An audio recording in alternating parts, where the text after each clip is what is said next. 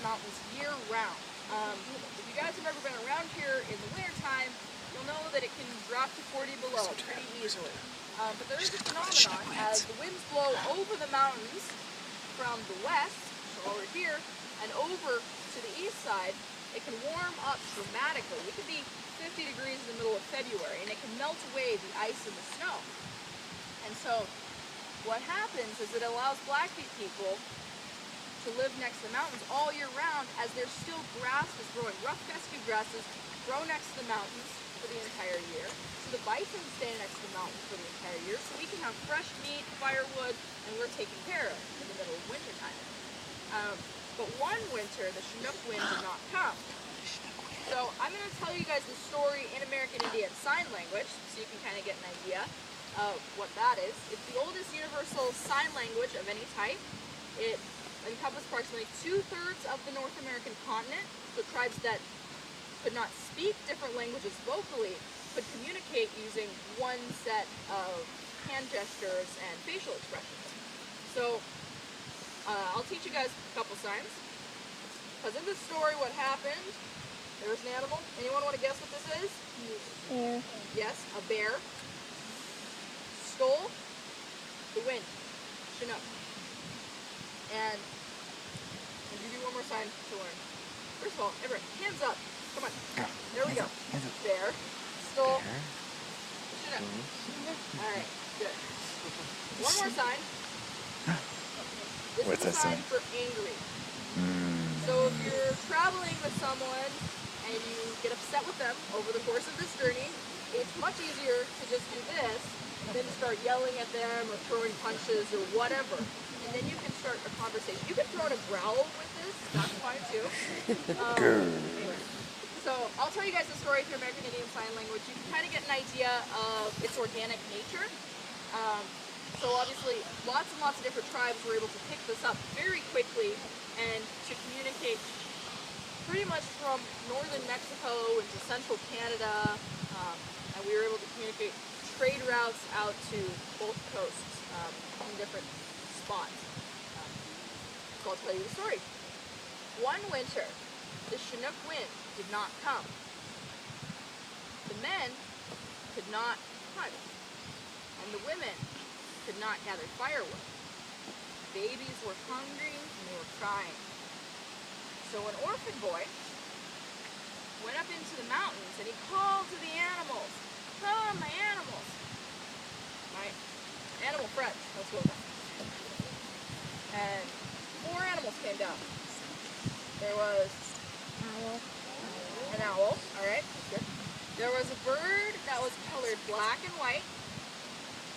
Magpie. You're familiar with birds around here. And there was a little wolf, which is a coyote, and there was a weasel. So the 4 of them gathered together, and the boy shivered as he asked them, "Do you know where the Chinook wind went?" And the magpie, because they're gossips, right? If you've heard them, you'll know. The magpie said, "Oh, my elders told me that a bear stole the Chinook wind." And the boy thanked them, and he went on his way, started climbing up in the mountains to go steal the Chinook wind back from the bear.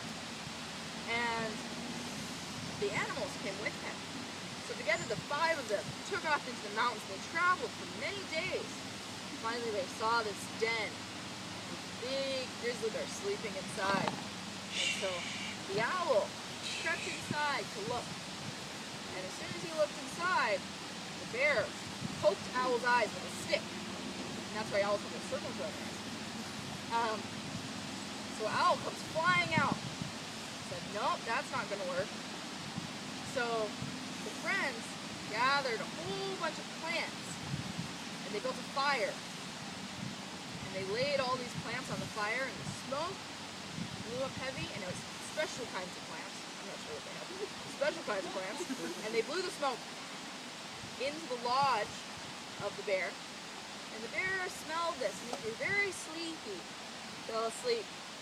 And Coyote crept inside and he pulled this bag out to the daylight, where a bird that was colored red, the prairie chicken, picked the stitches out of this elkskin bag, and the wind was free.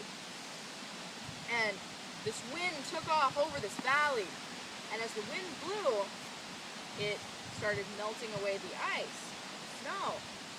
And the bear heard this. And he woke up and started chasing after the wind. So the bear is angry and chasing the wind. The wind blows faster. What's our new record for wind speeds up at Logan Pass? Anyone know? I think our ranger's sleeping, so I can't ask him.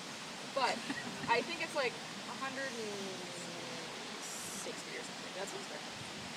140 or 160. They just said it this past winter. Winds blow really fast. So the wind was running and chasing, and the snow is melting, and it starts drying off everything. So the firewood is once again becoming dry. So the women start to gather it and build fires to keep everyone warm. And the men can go out. They can finally walk through the snow, and they can hunt.